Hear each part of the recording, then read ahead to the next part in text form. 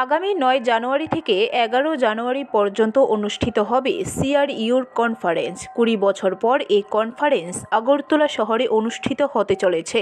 উত্তর পূর্বাঞ্চল থেকে ৩ শতাধিক প্রতিনিধি আয়োজিত কনফারেন্সে অংশ নেবেন।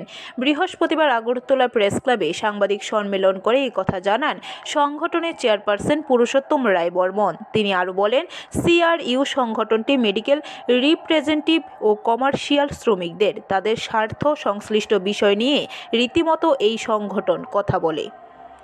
এই যে পেশাজীবী মানুষ যারা মেডিকেল রিপ্রেজেন্টেটিভ, সেলস রিপ্রেজেন্টেটিভ, তারা বিভিন্ন ধরনের আক্রমণের শিকার।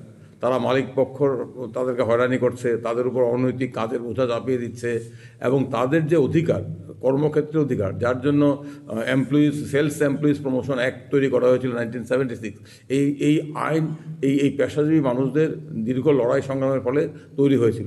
এই আইনে এই পেশাজীবী মানুষদের জীবন জীবিকার অধিকারকে অনেকটা নিশ্চয়তা দিয়েছিল, আইনি রক্ষা কবচ দিয়েছিল। ব্যুরো রিপোর্ট, খবর ত্রিপুরা।